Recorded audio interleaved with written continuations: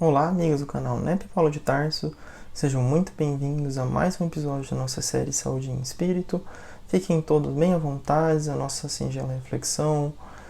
E vamos então elevar os nossos pensamentos ao nosso querido Mestre, que ele possa nos intuir, nos inspirar e conduzir os nossos corações para perto dele.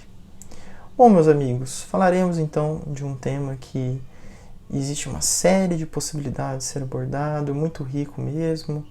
É bem fascinante essa questão da visão, do olhar, dos olhos, da candeia da alma. Infelizmente, o nosso tempo é muito limitado, então resolvi escolher uma abordagem e espero que possa ser útil de alguma forma para vocês, para todos nós. Meus amigos, para a gente poder começar essa reflexão, eu me lembrei daquela passagem do Zaqueu, né, que está lá no Evangelho, em que Zaqueu ele se afasta então da multidão e ele deseja ver o Mestre. Então ele sobe a árvore, né, e depois desse esforço ele passa a enxergar o Mestre e o Mestre também o percebe, né? O que essa passagem aparentemente tão singela pode trazer para nós? Que nós sabemos, né, pelo menos para nós aqui no nosso contexto, que cada passagem do Evangelho existe um tesouro infinito de conteúdos espirituais, né, que pode ser... Existem várias camadas de interpretação, existe uma infinidade de possibilidades de interpretação. E nessa passagem, esse esforço, né, do Zaqueu de sair da multidão, encontrar o Mestre, e ele sobe a árvore, a gente pode pensar do ponto de vista espiritual numa questão de verticalização, né, em que uma alma já se desperta para a necessidade de crescer espiritualmente, de amar, de crescer. Então, só então ela passa a enxergar Jesus, né? Ou seja, Jesus esteve ali, mas a partir dessa ascensão, dessa verticalização, que é na verdade por meio do amor, de abrir o coração à vivência do amor mais plena, desse esforço inicial, né, é que passamos a encontrar e a ver Jesus, né? E é interessante a questão do ver, né? Ou seja, nós passamos, quando nós nos elevamos, quando nós amamos, quando nós nos esforçamos na nossa caminhada evolutiva, nossa jornada, é que nós passamos a enxergar a vida de um prisma, uma perspectiva mais elevada. E aí a questão do olhar. Então, quanto mais a gente se eleva, mais a gente passa a enxergar a vida por um prisma mais elevado, né? Nossas lentes internas mudam. Então a gente passa a projetar, né, o mundo através das lentes que temos dentro de nós. E se essas lentes se purificam, se tornam mais límpidas, mais cristalinas, a gente passa a enxergar a vida, a nossa consciência passa a enxergar o mundo de uma forma diferente também. E é o que, de certa forma, está expresso também quando Jesus fala da candeia, né? Candeia do olho, candeia do corpo é o olho. Lá no que está escrito que é narrado no Evangelho de Mateus, capítulo 6, versículos 22, quando Jesus diz que a candeia do corpo é o olho. Portanto, se teu olho for simples, teu corpo inteiro será luminoso. Então, mais uma vez, essa questão do simbolismo, do olhar, da luz, da candeia. E Jesus associa, né, a luminosidade, essa candeia, com a questão da simplicidade, da pureza. E como que a gente pode interpretar isso de uma outra forma também? Ou seja, aquilo que o espírito traz dentro dele é o que vai projetar o mundo exterior. É a partir das nossas lentes internas que a gente vai conseguir enxergar o mundo, né? E a pureza é o que traz essa luminosidade. E tem uma outra passagem que pode ajudar a gente a pensar também de uma outra forma, que é lá nas bem-aventuranças, quando Jesus fala que bem-aventurados os que têm puro coração, pois verão a Deus. Então Jesus faz uma associação entre a pureza de coração e ver Deus, né? Então, mais uma vez, essa questão, quanto mais nós tiramos, purificamos as nossas imperfeições, ou seja, tudo aquilo que turva a nossa lente interna, nós passamos a projetar novas luzes sobre a vida, né, a partir de uma consciência mais cristalina e mais elevada. E por que Jesus coloca aqui ver Deus? O que seria ver Deus, né? Como seria isso? Mas Deus não está em todo lugar, em toda parte? Por que nós não vemos Deus, né? E é claro que isso é uma questão muito ampla, e no Livro dos Espíritos também, os Espíritos da Codificação falam que a gente ainda não tem uma capacidade de compreender Deus, não consegue ter essa compreensão, então a gente é muito limitado ainda. Então a gente pode sim passar a senti-lo, a gente pode se aproximar dele, mas o que a gente pode é enxergá-lo através de sua própria obra, porque a obra divina é reflexo do Criador, porque Deus é único, né? Então tudo o que existe no universo, nas suas leis, refletem a sua grandeza, refletem a sua sabedoria, refletem o seu amor. Então é por isso que quando eu olho para a natureza eu vejo Deus. Então quando eu olho para as leis divinas eu vejo Deus.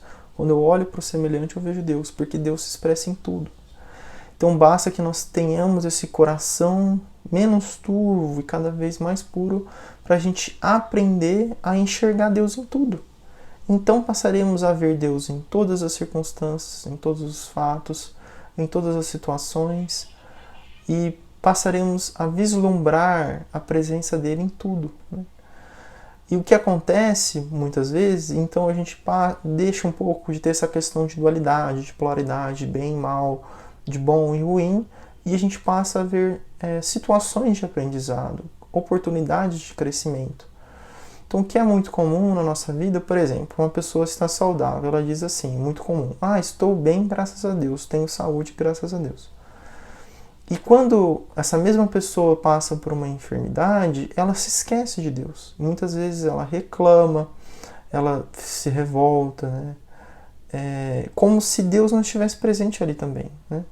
Só que nós não conseguimos, na maioria das vezes, perceber essa presença, devido ao nosso próprio orgulho, ao nosso próprio egoísmo, que turva essa visão mais clara. Por exemplo, também, quando há um nascimento, por exemplo, numa família, tem toda aquela alegria, toda aquela festividade, aquele sentimento, né, de alegria de todos os familiares. Mas e quando um familiar próximo morre, desencarna? Muitas vezes nós pensamos, nossa, Deus levou antes da hora, a pessoa era tão boa, por que ela foi embora? Deus não podia ter feito isso. Então a gente também não enxerga na morte aquele mesmo Deus que deu a oportunidade a reencarne ao nascimento. E na verdade é o mesmo Deus, né? É o mesmo amor, que o desencarne nada mais é do que um recomeço. Existe a lei de destruição, o corpo ele é perecível, mas o espírito é imortal. Existe um eterno recomeço, um eterno aprendizado. Então a gente tem dificuldade de enxergar Deus nas dificuldades, de enxergar Deus nos problemas, nas situações ásperas, nas situações desafiadoras, né? O que simboliza também aquela metáfora, aquele símbolo espiritual belíssimo, né, da flor de lótus, que no meio, né, de toda aquela situação, do meio das trevas, das dificuldades, das dores, surge aquela flor, né? Surge a beleza, surge a transcendência, surge a luz. E é isso que a gente tem que tentar enxergar. É o que Maria, né, na passagem de Marta e Maria, aos pés do Mestre, fica com a boa parte, ou a boa parte que Maria escolhe, né? Ou seja, escolher a boa parte de tudo, que é enxergar Deus em tudo, de uma certa forma, né? Se a gente for tentar extrapolar um pouco o sentido. Então a gente tem esse desafio de enxergar nas dificuldades oportunidade de crescimento, de enxergar numa doença uma oportunidade de crescimento. Por que eu agradeço Deus quando eu tenho meu salário aumentado, sou promovido, e eu passo a negar o Deus quando eu estou desempregado? Mas não é o mesmo Deus, né? Então é claro que tudo existe um propósito, tudo existe um porquê, e isso muitas vezes foge aos nossos olhos muito limitados, né? Por a gente não ter ainda uma perspectiva mais elevada, mas à medida que nós nos elevamos, nós passamos a enxergar a vida sob um prisma, um ângulo mais elevado, e a gente passa a compreender muitas das coisas que a gente não enxergava. Porém, com uma escada de Jacó infinita, existem uma infinidade de degraus para a gente poder subir e crescer na infinidade da criação, né? Então a gente sempre vai estar aumentando, elevando o nosso olhar segundo a nossa própria condição espiritual. Até mesmo por isso que, por exemplo, uma série de livros, sobretudo na série do André Luiz, que espíritos ainda inferiores não conseguem perceber a presença dos benfeitores. Eles estão lá, mas eles não conseguem enxergá-los por uma questão de vibração, mas eles estão ali presentes, né? E assim a gente poderia falar uma série de exemplos, uma série de situações. E uma coisa que me chama a atenção também é que a gente sempre ouve falar muito de vigilância, que é algo extremamente fundamental, importante, que o nosso mestre nos recomendou, da vigilância, da oração, e muitas vezes escutamos muitas reflexões acerca da gente ficar atento ao mal, às influências externas e também ao mal interno. Só que a gente também precisa pensar na vigilância de ser bom. Como assim vigilância ser bom? Será que em todas as oportunidades que nós temos a gente faz o bem? E isso varia ao infinito, porque o bem é ilimitado.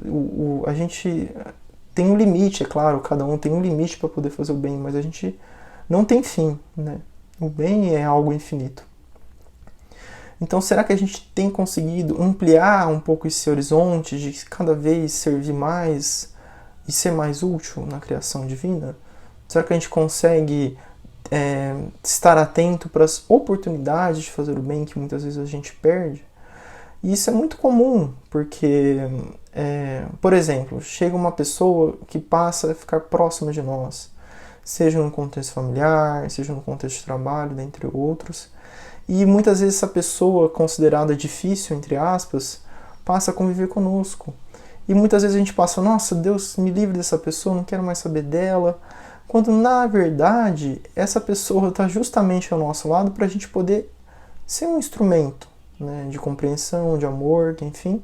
E também também aprender, de aprendizado, de crescimento juntos, né?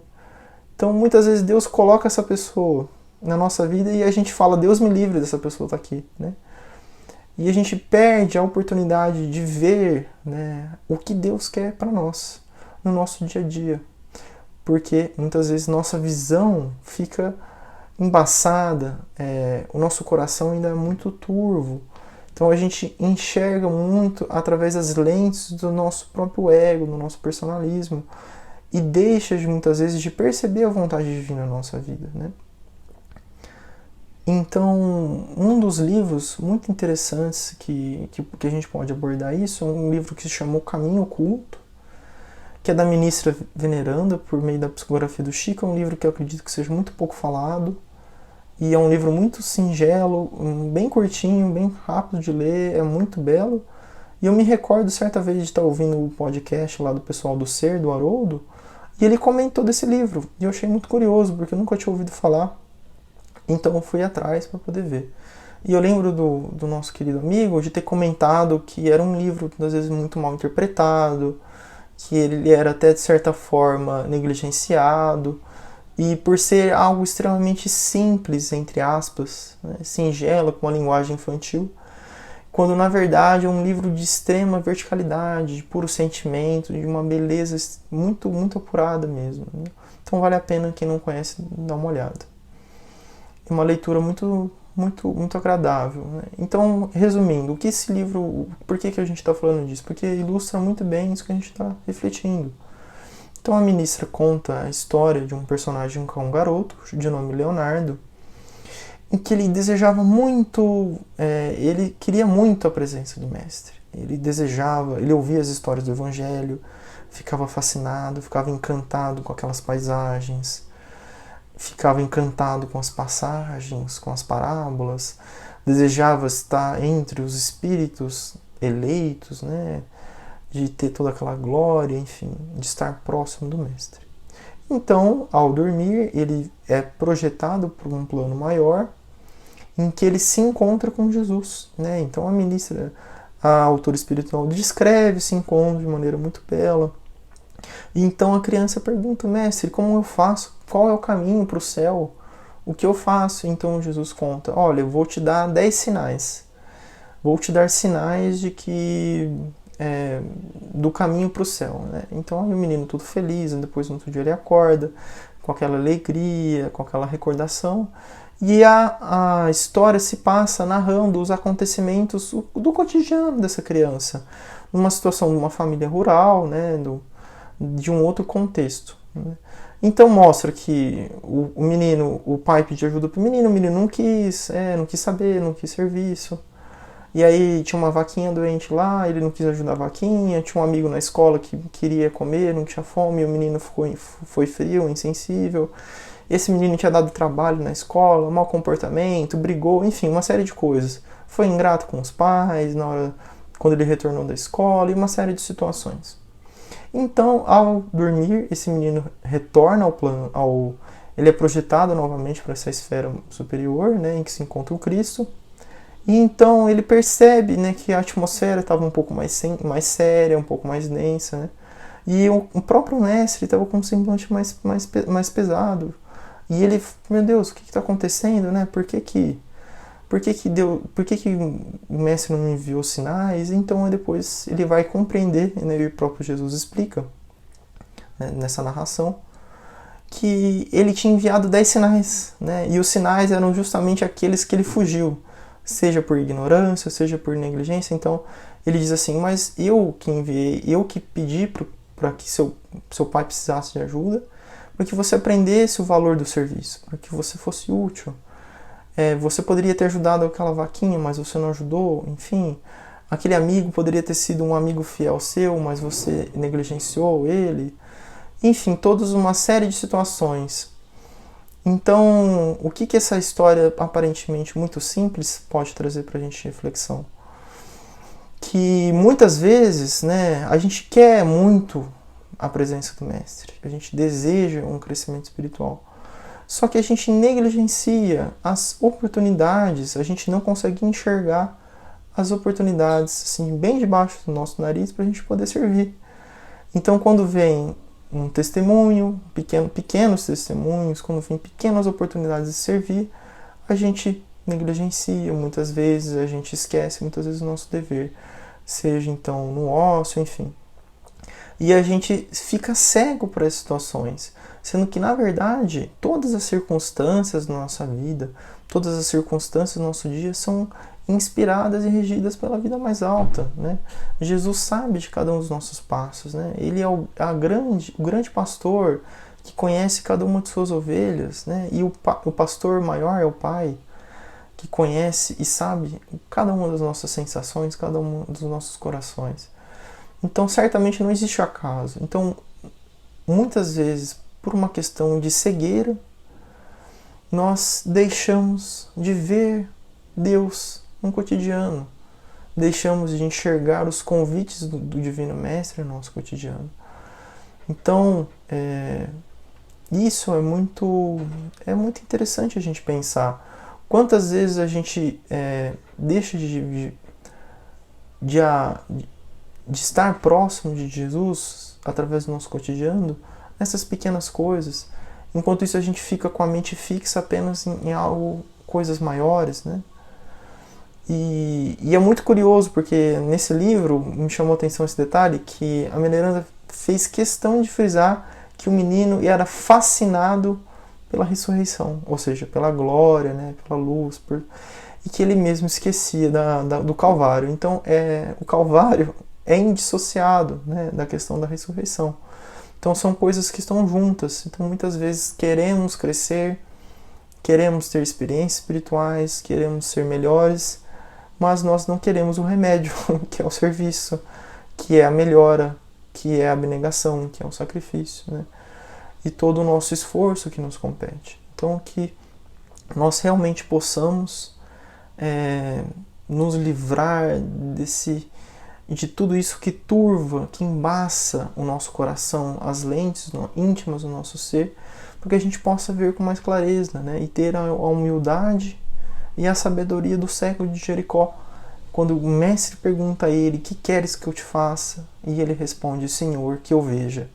Que nós possamos então ver e sentir a presença, a vontade divina nas nossas vidas, para que a gente possa caminhar com menos desvios, com menos tortuosidades e de uma maneira mais linear possível. Então, meus amigos, fica um abraço no coração de cada um de vocês. Tudo de bom e até o próximo episódio. Fiquem com Deus. Tchau, tchau.